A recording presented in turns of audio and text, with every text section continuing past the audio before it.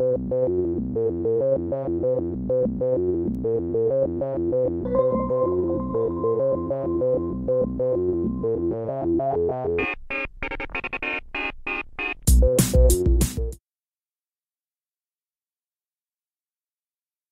and welcome back to the History Hut. I'm Jim. This is Dr. K, and we're going to be wrapping up our discussion on the Northwest Rebellion. Unless there is a rebellion breaking out here, then maybe we'll in the continue. History Hut. Yeah. So I know Louis Riel turns himself in, but what did the Prime Minister decide to do about him? And what about his status as an American citizen? Yes, interesting questions indeed, young Jim. The trouble was, why didn't Riel leave and just make John A Macdonald's life a little easier? The government's under pressure, of course, from Anglo-Canadians who saw Riel as French-Canadian and native and saw him as the one who got away. And a lot of the arguments about what happens to Riel as a result of this rebellion are that people really hadn't forgiven him for the murder of Thomas Scott. And so the government waits this huge amount of time, but in the end they don't go after him because of what he's done in 1885. They actually, it's all about the past. Oh, it's always about the past for historians. So people in Ontario looking back on the 1869 rebellion, the murder of Thomas Scott, looking for their pound of flesh, as it were. And so there's a government commission set up to look into the causes of the rebellion, and it found, drumroll please, that it wasn't a conspiracy by Westerners, it was all Riel's fault. So it was just credulous little Métis people who were easily led by this incredibly charismatic figure. So in other words, if you can actually just not blame the Métis and blame Riel, then maybe you'll have a chance to deal with the Métis after the fact. But if you have to blame them and the settlers, then you've got an even bigger problem. Even though they sought him yeah, out. That's right. Even though they went looking for him and he only came back to help them. So for political reasons, then Riel has to be the target and he has to be brought to trial. And as you mentioned, he was an American citizen, so he couldn't be tried as a Canadian committing treason. He has to be tried under the Statute of High Treason, 1352, Edward III. So they have to go back a long way to find one. So anyone that commits an act against a government doesn't have to be a citizen of your own country. So the Act of High Treason. And he, of course, remember, had said that he had renounced his allegiance to the Queen, and he had organised the Métis. And this is a bit I don't like, but I have to assume that Republicans were different back in the day. He organised the Métis to vote Republican. Not that there's anything wrong with Republicans, not really. So he's again really politically active, and he repeatedly appealed to his US friends for help and to the US consul in Canada, who was James W. Taylor. So he was aware himself that he was an American citizen and probably should have some recourse to help from America. And he said, look at my contributions as a US citizen. He wanted the government to intervene to make sure that he had a fair trial. Petitions were sent on his behalf to the US Secretary of State saying, can you help this guy out? So it's not something that we usually consider in Canadian history, this part of his life. And the Americans just kind of said, well, we've heard that this guy is like insane, so we don't really want to step in and help. And of course, Riel denied to his death that he was insane at all. The actual US government response is, and I quote, such citizenship would not secure the possessor any immunity from Canadian law when the offence was committed in the territory of the Dominion. This is a word later on after the fact from the US Senate in 1889. But that's an interesting argument, however flawed, because the US government did actually go and help US citizens who had performed bad deeds in other parts of the world, and they sent over people to help them. So the question is, why don't they come to the aid of this particular man? And I read this really good book by Laurent and Batoche. It's called White Enough to be American, Race Mixing Indigenous People and the Boundaries of State and Nation. Ooh, sounds very highfalutin, but very interesting. And there is a section on Riel in it, and she says that, in fact, as I just mentioned, the U.S. Secretary of State did intervene for U.S. citizens of Irish descent who were charged with bombings in London, of all places, giving them prompt legal aid, and sought congressional approval for the supervision of trials of Americans abroad. So again, she's like, well, why not for him? And so even in 1886, President Cleveland said to Congress that U.S. citizens abroad would not be neglected. But William Bryant, soon to be well-known Nebraska judge, took the government to task for not helping Riel, and he says that the reason he wasn't helped was because of his French, Catholic, and Indian heritage. That this is definitely a racial thing. This played a significant role in the government's decision not to help him. And in fact, the Committee on Foreign Relations even questioned whether a man of Riel's racial status could be an American at all in the first place, and said like, oh, you know, he looked like a white man, he didn't look native, so we just assumed he was a white man, but if we'd known, then we wouldn't have, you know. So it's like this whole racial question in America. So she argues that US policymakers weren't willing to see him as a citizen, and that's why they refused to intervene in his trial or have any say at all about his execution, that he wasn't one of them because of his racial status, and that he hadn't actually been sufficiently white to qualify for citizenship. And again, had they known, had he shown anything obvious, like, you know, looked native, then they would have been like, no. And they actually, she actually looks at Bryant's argument, and his argument is that Riel was 7/8 white, so the kind of blood quantum things that they did in the States. His mum, totally white. His father, a mix of white and native. His paternal grandmother was a half-breed. Her mother was an Indian. His great-grandfather was the nearest ancestor of tribal blood. So if you put, if he's got pure white blood on his mother's side and white blood on his father's side, and that was enough to make him white. So very interesting, because we don't usually qualify things like that. So Bryant also noted that Riel lived as a white man in Montana and had been elected as a white man to the Canadian Parliament, and had never really asked for rights as an Indian, which he wouldn't have got anyway because he was Métis. Bryant responded to Congress's challenge that Riel was ineligible for U.S. citizenship because he was an Indian, not a white man, and he responds in a particular argument, and I'll just explain what she has to say in her book. She says that Bryant says, if he were an Indian, then he couldn't be a naturalized citizen, so the question was how much Indian blood could preclude you from being determined white, and he said that there wasn't even any consensus, especially in the case of Negroes, which of course would be the important group in this instance. So 1/8 or 1/4 in some states meant that you were a Negro. In South Carolina, only or any visible signs of being Negro made you one. So if you looked dark-skinned, you were one.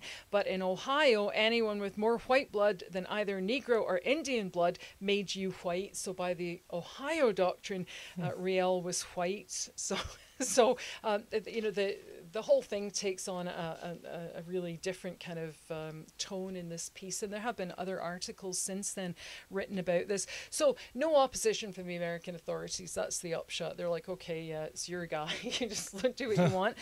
And the journalist is very interesting as well. She says that the journalists depicted him either as an indigenous savage or as a French Canadian or a Canadian half-breed, but they never, these are the journalists in America, never talked about him being a US citizen. So when they did talk about him, and they have some stuff from the New York Times portraying him as, and I quote, a savage barbarian fighting the forces of civilization, and that's from the New York Times. So they never really kind of say, this guy's a citizen, why aren't we helping him out? So very, very interesting. So again, the Canadian government uses the statute on high treason that carries a mandatory death penalty rather than just the Canadian statute of 1860 on treason felony that had a penalty of life imprisonment. And that seems to be because Macdonald was, this guy has caused me so much grief that if we put him in prison, he'll become a focus. Like he'll be like a, you know, like a living martyr, and everybody will listen to him, and he'll be able to write to people, and he'll just cause more trouble from jail. So it would be really good for us because if the guy was just out of the way. And of course, there were over 80 trials held. 71 were treason felony, so life in prison. 12 were murder, and Riel was for high treason.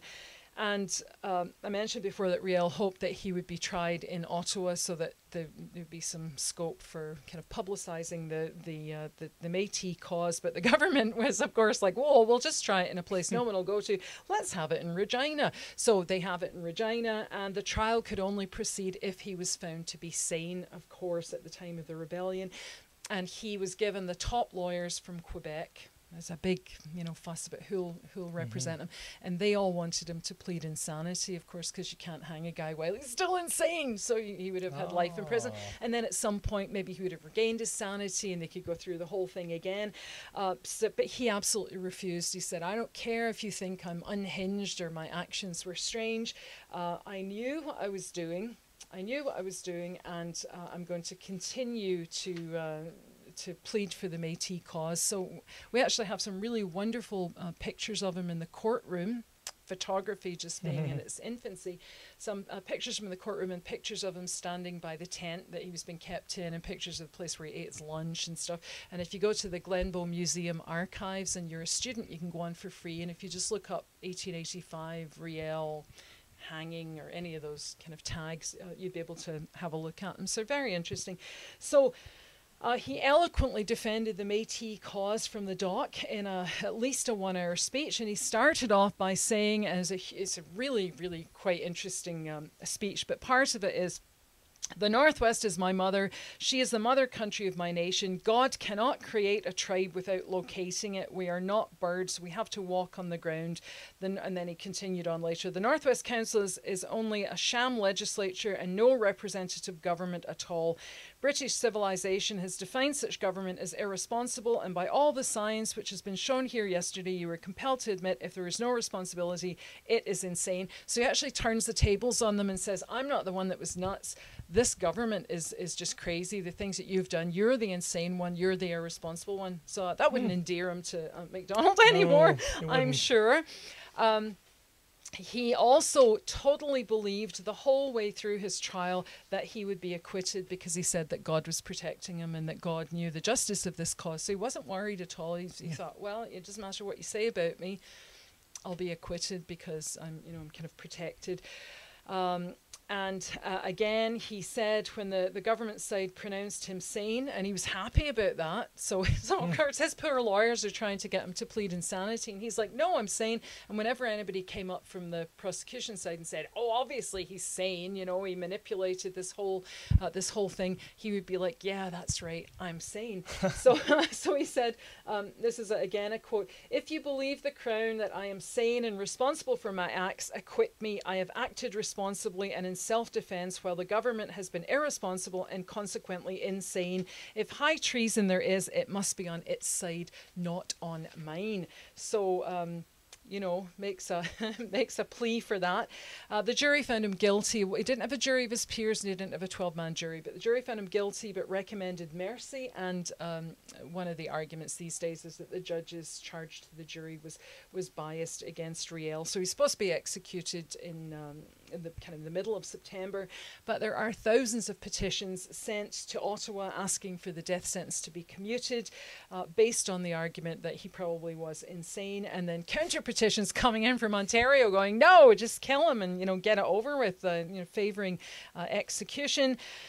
And because of Macdonald's French-Canadian cabinet colleagues, the PM thought that maybe they should have him medically examined just to prove that he was indeed sane. Now, this is still a difficult thing to prove in this day and age, and they had McNaughton's rules to go by. But 3 doctors are sent to see him. They're not like psychiatric wonder kids or anything. It's like a doctor from a GP from Ottawa, a Regina doctor, and a warden of the Kingston Pen. So a doctor was a warden of the Kingston Pen as well. So it's just like 3 kind of ordinary doctors. Two of them said that he was sane, and the third said that he couldn't be held accountable because he couldn't distinguish right from wrong on political and religious matters. So they're like, okay, if you ask him, you know, what the weather's like, he's fine. But if you ask him about politics, not at all. So one of the doctors said that he admired his conversational skills, but also said that Riel had referred to himself as a prophet, and he had some peculiar political and religious views, but that yes, he could distinguish right from wrong. The second doctor said that he wasn't an accountable being at all, that he holds very different views from everyone in religion, prophetic visions, and he has illusions and hallucinations that vary in intensity. And that part was omitted from the government report. So like the guy that goes, oh, he's not really accountable, like, we'll just leave that, or take that out. And then and that was from the guy that looked after him in Regina during the trial. And then the third guy was French-Canadian, and he said that Louis Riel couldn't distinguish right or wrong on political or religious matters, and that was also omitted from the report. And in fact, John A Macdonald wrote to the first doctor, Dr. Laval, and said to him, and there's a little quote again, and it's from Olive Knox's article on the insanity matter. So Macdonald said, no matter what he discovered, Dr. Laval, Louis was still guilty, even though he'd been sent to an institution to be cured. And a man could be so unhinged as to warrant doctors to certify to his insanity and yet be open to the penalties of the law for such a breach of the law. So Macdonald's like, yeah, you know, he's been insane before, but he was healed. We know he was healed. We know he was okay. So he's okay now, and you know, he should suffer for this. Louis Riel, in his last, almost the very last thing that he wrote, he said, I have devoted my life to my country. If it is necessary for the happiness of my country that I should now soon cease to live, I leave it to the providence of my God. So there's a man that knew how to go out well. In the meantime, Macdonald holds cabinet meetings, and he says to his cabinet, I want everybody to say it's okay to hang Riel. And he says, you know, what will happen in Ontario if I hang him? And the answer is, well, you'll win the election. He says, what will happen in Quebec? Well, in the short term, people will be upset, but in the long term, you'll probably be okay. And only one of his three kind of top guys, Adolphe Chapleau, holds out. And Macdonald kind of says to him, you better go away and think about things again. Think about things again. And Chapleau comes back and goes, yeah, okay, I'm in as well. So the 16th of November, 1885, Riel's hanged at the Regina barracks, and he's actually brought to the gallows by Chapleau's brother, who's the sheriff of Regina. And news of his death, of course, reaches Montreal, and there's absolute, you know, chaos there, which I suppose would probably be the next thing you'd want to discuss. Like, what happens? What happens? Well, what is the impact? The news of the death reaches Montreal that evening, and there's a crowd of about 8,000 people take to the streets, and they burn John A Macdonald, Chapleau, Langevin, Caron. They burn them in effigy, not their real bodies, but they burn them in effigy. And so you know what that means, right? They make a little straw dolly of you and set it on fire. So people are really, really angry. And it really signals the rise of two parties, the Liberal Party in Quebec, which does well in Quebec for the first time, and the Parti National of Honoré Mercier. So first of all, on November 22nd at the Champ du Mars in Montreal, there's a huge political event that takes place, and there's 3 stages erected, and key Liberals speak to the crowd, and amongst them is the young Wilfrid Laurier, who will become, as we'll see in future episodes, the next Prime Minister of Canada. Well, the next, well, there's a couple in between, but the next really important one, and of course the first French-Canadian one. And so he made a famous speech on that day, and I'll just quote, he said, had I been born in the banks of the Saskatchewan, I would myself have shouldered a musket to fight against the neglect of governments and the shameless greed of speculators. So he's a rising star from that point on. You get a new party in Quebec under Honoré Mercier, the Parti National, and Wilfrid Laurier repeats in the House of Commons that, you know, this was all the fault. It wasn't Riel. He wasn't the cause of the rebellion at all. It was the government negligence of towards the Métis in the West. The other and last thing that's important is what happens in the Northwest Territory. And in terms of politics, you get all the things that Riel had asked for, really, because the Northwest Territory receives representation in the House, 4 seats for MPs in the House in 1886, and in 1887 they get 2 senators, and then in 1888 they get an elected legislature, 22-man elected legislative assembly. They have a territorial court of appeals, and the federal grant to the area is double. So all the things that he'd asked for, they end up giving, but you know, he has to die for that, and of course other people died for it as well. And in terms of land reform, they establish a half-breed commission and hand out land scrips again. So they just go back to, so Macdonald could have done that years before. But for the remainder of the 1880s, life is very difficult for the Métis, and they gradually, you know, they can't sow their crops that year, and they gradually start to disperse. So in effect, what the Northwest Rebellion does is it destroys the Métis as a community, as a people, and they start to disperse into northern Saskatchewan and into what will one day soon be Alberta as well. They alienate a lot of their land, sell the land scrips off. And so the political changes and the land reforms, in a sense, they don't really benefit the Métis because their community's been destroyed. It's kind of disintegrated. And after 1885, it's clear that Native people aren't going to rise. So in that sense, you know, it's had the right effect, and the West is finally open for settlement. The sad part is that the people that do come in, it's not their fault, but they don't know anything about the history of the area, and so they just look down on the Métis and the Native people around them, and they think that they're the ones that have broken the land, and they're the great pioneers, and they've done all the good stuff, and they don't realize that there's a whole history before them, and that people had actually had a bit of a rough deal. So, boo-hoo. Yeah, indeed. Kind of sad, yeah. And there've been all sorts of attempts to make Riel a father of Confederation. There's been all sorts of bills before the House to get rid of the 5,000 dead or alive, and you know, kind of. I think the CBC did a redo of his trial, and then all these people wrote in, or they were invited to write in and say if they thought he was guilty or not. It was like 87% said not guilty. So you can tell that our attitude towards Riel shifted quite dramatically in the last 100 years. Very interesting That's stuff. it. Once That's again, it. very interesting. So that wraps up our discussion on the Northwest Does Rebellion. indeed. And we'll be back next time with something else. Let's go and have some poutine to celebrate the impact it had on Quebec. We'll have some poutine and we'll dance a Red River jig. And on that note, we're out. Bye.